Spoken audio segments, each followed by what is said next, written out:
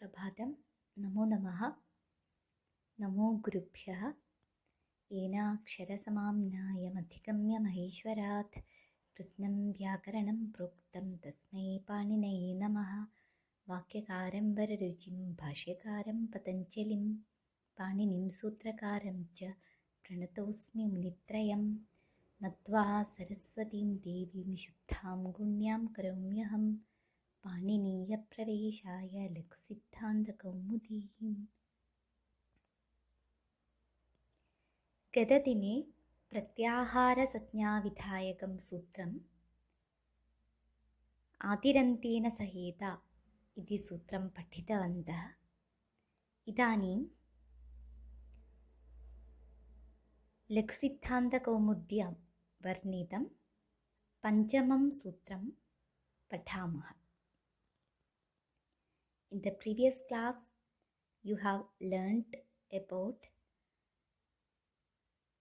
Adirantena Saheta. Now, we will learn Ukaloch Hrasva Dirgha Plutah, the fifth sutra described in Leksiddhanta Kaumudi. Ekavaram Patami Ukaloch Hrasva Dirgha Plutah. Let us see the sutra. It is the 27th sutra of second pada in the first chapter of Ashtadhyayi. The words in the sutra are 3 in number: Ukalaha, Ach, Hrasva Dirgha Plutah. And when they combine together, some letters changes and some other letters comes in their place. Then Ukalaha Ach Hrasva Dirgha Plutah becomes Ukaloch Hrasva Dirgha Plutah. Ukalaha Ach Hrasva Dirgha Plutah iti Tripadam Sutra. It has 3 words. Satnya Sutramidam. It is a Satnya Sutra. Anena Sutrena Hrasva Dirgha Pluta Satnyaha Vidhiyante. By this sutra, 3 terms are defined. They are Hrasva Satnya, Dirgha Satnya, Pluta Satnya. So these 3 terms are defined together in this sutra. From this sutra, we are going to learn about the different categories of vowel sounds. In Maheshwara Sutras, only one category is mentioned. Only the Hrasva vowel sounds are mentioned there, or which do not have Hrasva, only Dirgha are mentioned. Only one kind of a sound are mentioned there. There are many different categories of vowel sounds in Sanskrit. For A, there are different varieties according to this classification. And the first classification on the basis of the time taken for its pronunciation. It is described in this sutra. Ukalaha. Kala means time or duration. Ach means vowel. According to the duration, the ach or vowel sounds are classified into Hrasva, Dirgha and Pluta. Panini mentions an example here. He takes the Varna U, and on the basis of the pronunciation of this U, he explains Hraswa, Dirgha and Pluta. Then why Panini has taken this U? Because A is the first letter. Why didn't he take an A instead? And the answer for this is U is very common in nature.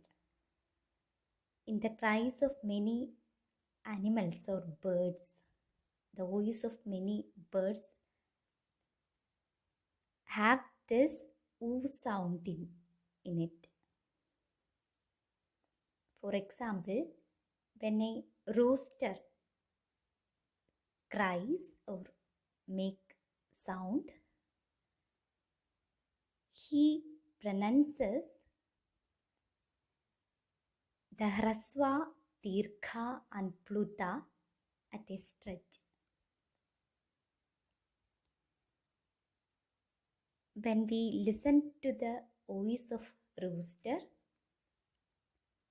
first he start with the Hraswa sound, then to the Dirgha, then comes the Pluta.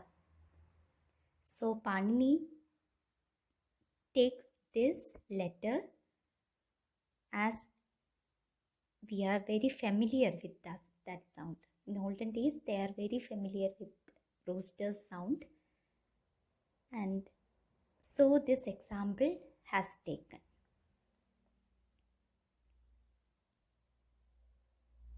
For pronouncing Hraswa, we need only one matra. We have already learned about that in our previous classes. And for Dirgha, 2 matras are needed. And for pronouncing Pluta, 3 or more matras are required. So, in the term Ukala, Kala means duration, and the letter U represents the Dirgha U, and then the Hraswa U, and then the Dirgha U and the Pluta U. When these 3 sounds are combined together, we get a Dirgha U. First of all, we combine together the Hraswa U and Dirgha U. Then some phonetic changes happens and only the Dirgha U remains.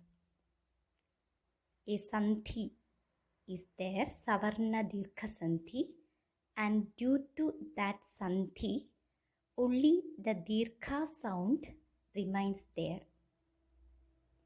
And to that Dirgha U, a Pluta U is added. Here also we can apply the Savarna Dirgha Sandhi, and when these 2 letters are combined together, only the Dirgha sound remains. Finally, we get